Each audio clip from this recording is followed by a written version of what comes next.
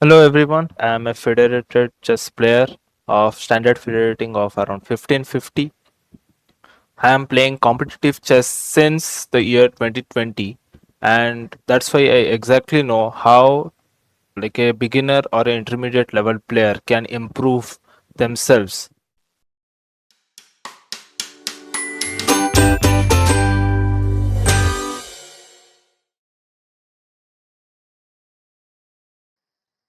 Hello everyone, and today we're going to see how you take advantage of passive play by your opponent, especially in beginner level, and how can we punish them for their passivity, and how can we improve ourselves in such situations, improve our position, improve our pieces, and let's get started.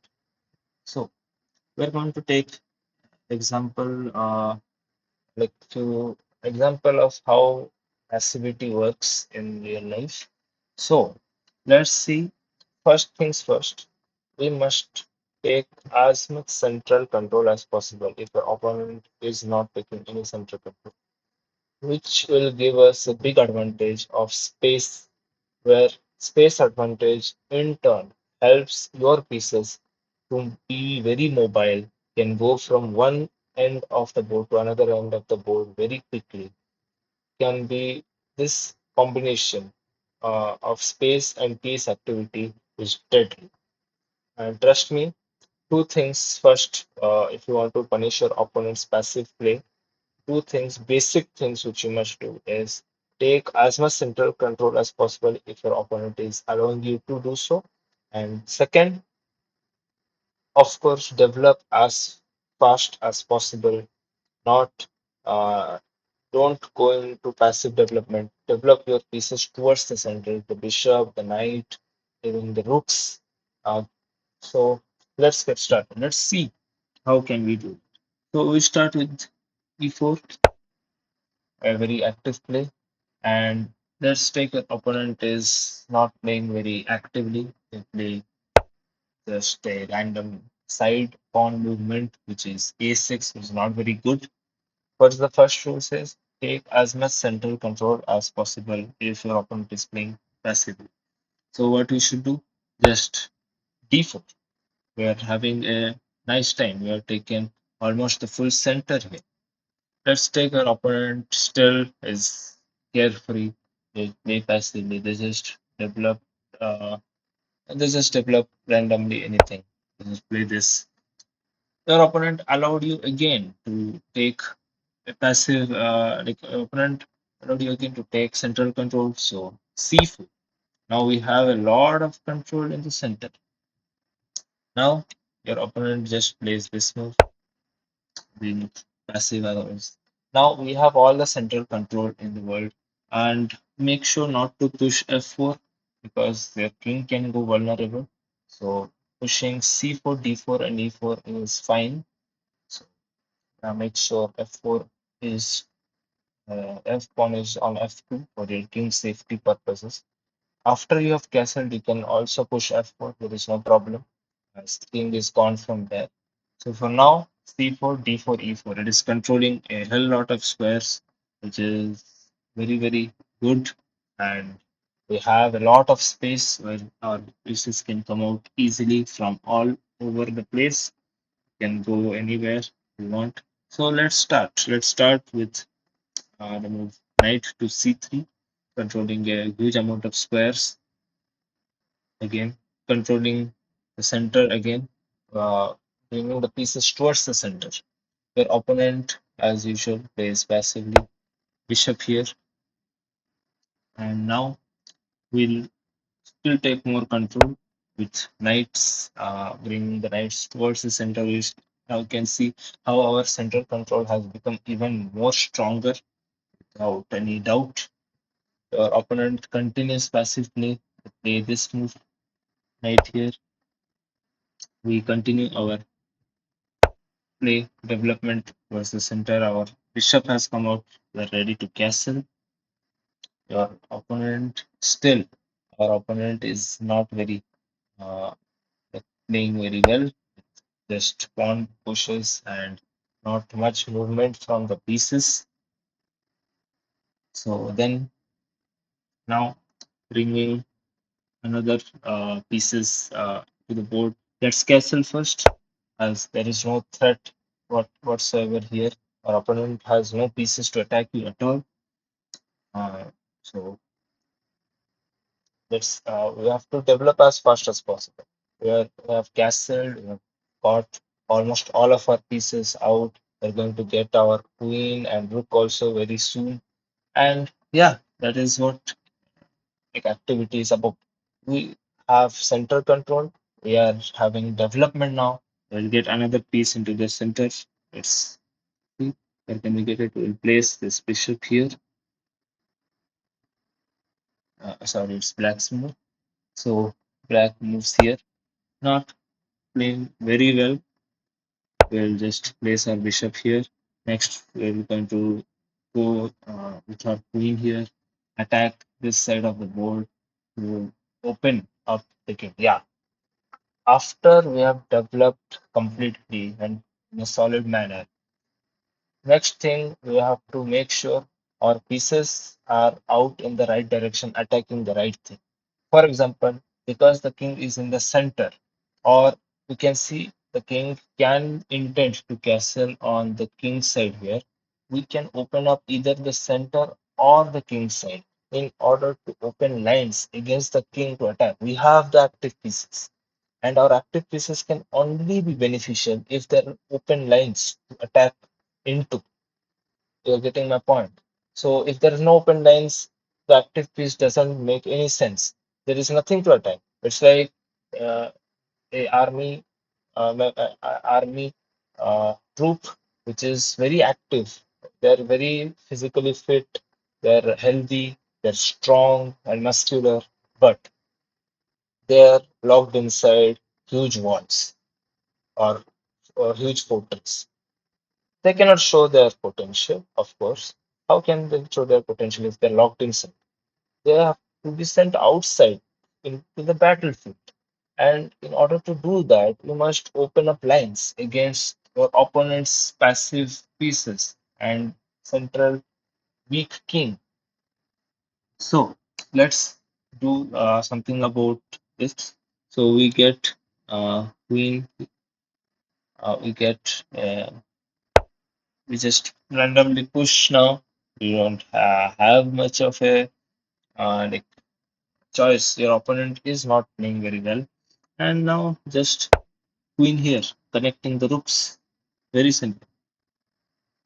Now uh, let's see what your opponent can do. Your opponent just brings pieces into the game. The knight has entered the game, which took a lot of time. Even though your opponents seem to be active, there is nothing your opponent is controlling very unique or main. They're not controlling the center as much as we are controlling. And the pieces are still very much inside the territory, and which means the white passive will bring our rook towards the center. And now, why rook e1? We can see why rook e1 there. The queen will come here and will bring the last rook also towards the center. We are taking full center control without a doubt, and this can be bad situation. Your opponent still continues to play passively. Let's take your opponent just plays this move without a worry in the world. Now, what should you? We have got all our, we have developed our pieces.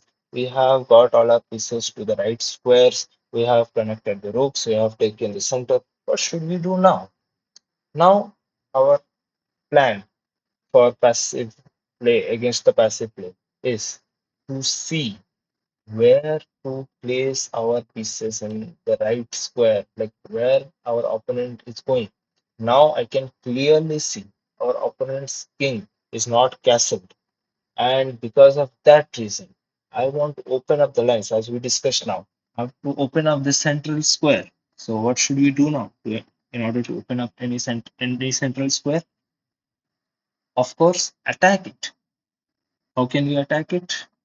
If we can say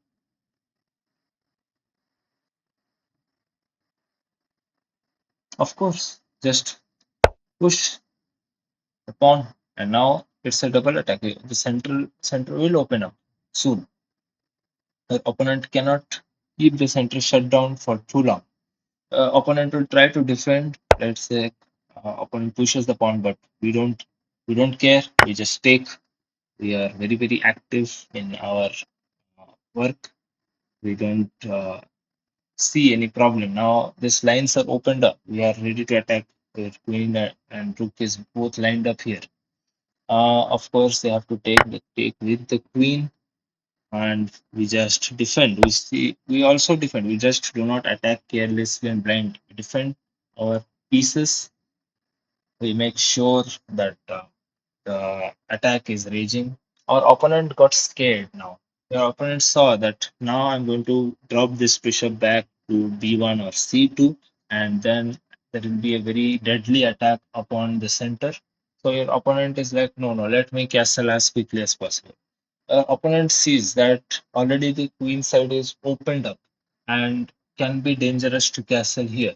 So your opponent decides to castle on the king side, which is safer according to the principles, but this is also bad for your opponent. See, both side castling was bad for your opponent because of the passive play. Even the king side is not safe. Why? Because we have this move. Bishop captures the knight. The opponent forgot that. And now after g takes, we have queen takes here. And now you can see how deadly it can be. Next move will be bringing our knight, and then there will be a deadly checkmating attack on your opponent. Opponent cannot stop that easily. The opponent has to be careful. Uh, what can your opponent do in the such a messy position because of the passive play? Their position has ripped apart.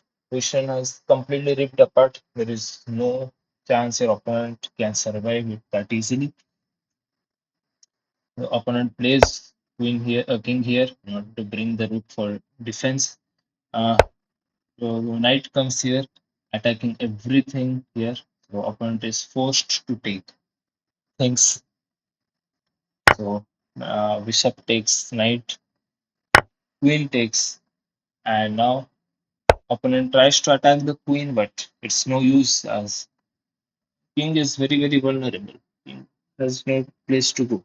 Next up, it will be rooks coming in for the attack, and it will very sad. It will be very sad for your opponent, seeing your opponent going to hell, as the rooks and the queen.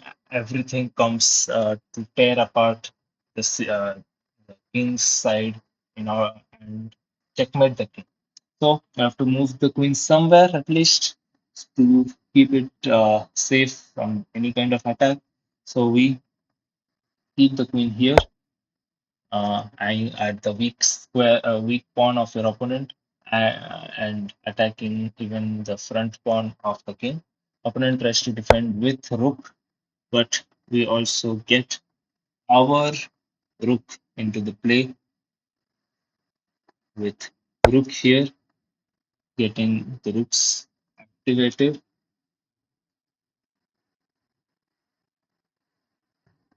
Your opponent might get another rook into the play, but we should not be scared. There is nothing your opponent can do. The opponent pieces are so passively placed, they are almost useless, as this bishop and queen battery cannot break through. This is defended well enough. And this is not even a threat, because after rook takes on g2, king just steps back, and now there is no more attack. Your opponent has no pieces to attack. The pieces were very passive. What you should do here? Just ignore this. There is nothing. If you calculate, there is nothing much here. Just bring another piece into attack, and now you can see the raging attack. Opponent has to be careful, and if opponent takes this, just go back to h1, and now there is no attack whatsoever for the opponent. The opponent has to go back, and after opponent goes back, we can see the idea raging with, I think we can easily. uh, get the ideas here by bringing the last piece into the game, which is the knight. And now the knight will torture your opponent. Make sure that this diagonal doesn't open up because you can see the king is slightly vulnerable, but your opponent's king is even weaker because of the passive play. We can easily get our pieces in, and there is no way of your opponent can survive it that easily. Uh, Opponent is in a very bad situation to start with. Uh, let's see what your opponent can do in such situations. Uh, so now you can understand how this game has went from bad to worse for black, and you can see how the attack is raging very quickly against the opponent. Now the clear threat is this: your opponent cannot defend everything. Opponent has to defend it somehow by placing the rook there. But then we have all the attacks in the world. We can get the knight here, and then even checkmate your opponent somehow in that area. So we get the knight. Everything is about patience. Everything is about slowly improving and slowly going for uh, an attack. Nothing is crazy. So that is the main idea here. Nothing goes very crazily. So that's why it is a building attack. Your opponent is almost dead. Your opponent tries to get the knight here, but no use. We attack the knight the same way. Nothing much can be done.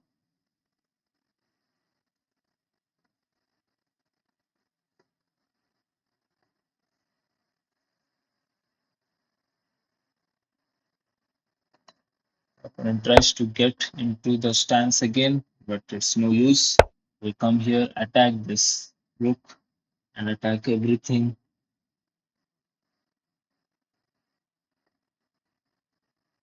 But yeah, it's almost over here.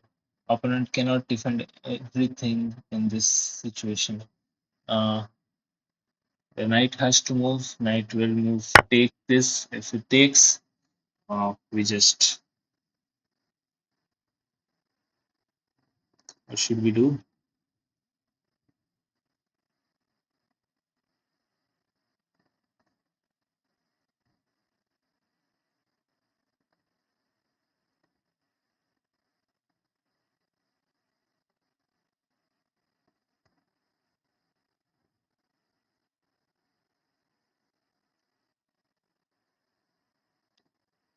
We just push this pawn here, and now we can see that the knight is stuck. The knight is stuck. Uh, it cannot move. If it moves, it's lost anyway. And we are completely winning in this situation. Knight cannot move, and if knight moves, then everything else is basically lost here. Knight goes here. We have to be careful as even our position has opened up here. And here, I think we have a very simple tactic. I think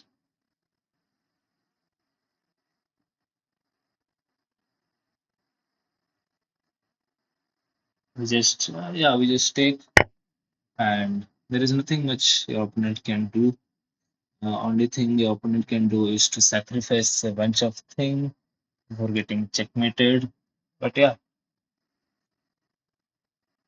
we have a looming threat, checkmating threat. You can see rook takes on h7. Yeah, it is a designable position for your opponent. Your opponent cannot do much here. So you saw how passive play led to a very deadly attack created by you against your opponent. And let's reconsider, let's revise those 4 5 things which we discussed how to take advantage of such passive play. First thing, take as much central control as possible, give your pieces nice mobility space because of the central control. Second thing, we must develop your minor pieces and also the major pieces behind it as soon as possible. It is all about speed and timing.